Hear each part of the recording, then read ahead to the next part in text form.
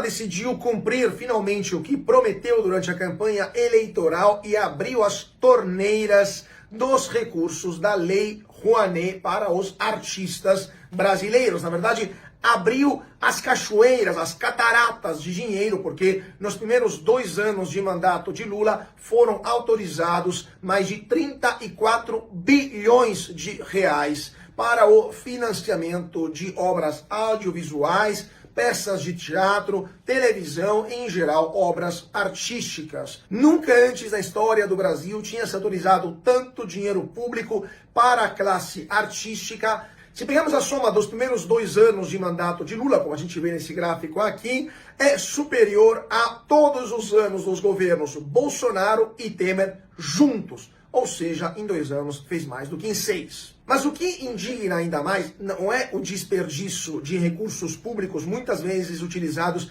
para financiar obras de artistas que já são milionários ou bilionários.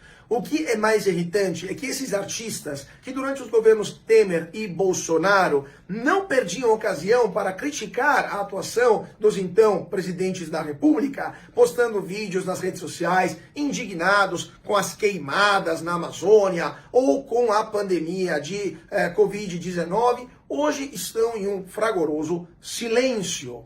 Temos em 2024 no Brasil o maior número de queimadas da história da nação brasileira, como a gente vê nesse gráfico aqui. Temos também índios Yanomamis que estão morrendo e o governo sequer consegue mandar os remédios adequados e os artistas quietos. Temos também os maiores casos de dengue da história. Inclusive tivemos no inverno brasileiro, quando não deveria ter dengue, como a gente vê nesse gráfico aqui. Recorde de casos, recorde de mortes e os artistas também caladinhos. E também tivemos um aumento de 25% da população que mora nas ruas brasileiras, chegando quase a 400 mil pessoas, como a gente vê nessa notícia aqui, e também nenhum artista falando um pio sobre a condição social cada vez mais calamitosa dos brasileiros. Mas afinal, esses artistas estão em Paris ou em Miami, nem vê quem mora na rua aqui no Brasil. Resultado, a Lei Rouanet claramente não é mais um jeito do Brasil de fomentar, financiar e alimentar a sua classe artística, muitas vezes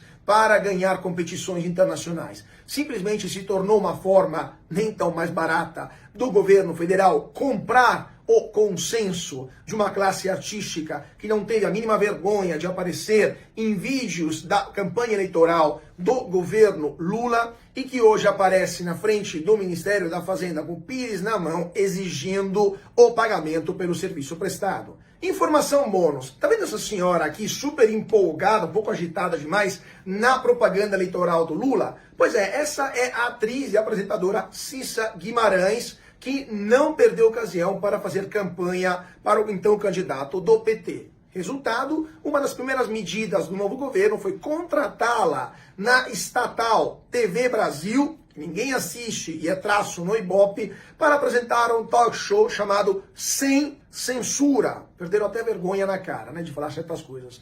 Moral da história, Cissa Guimarães hoje recebe um salário de 70 mil reais todos os meses, pagos pelos cofres públicos, e de brinde ela levou toda a equipe dela, inclusive o maquiador, que está ganhando a bagatela de 16 mil reais por mês, generosamente oferecidos pelos pagadores de impostos brasileiros. Essa é a classe artística brasileira. Antes falam e depois o PT paga.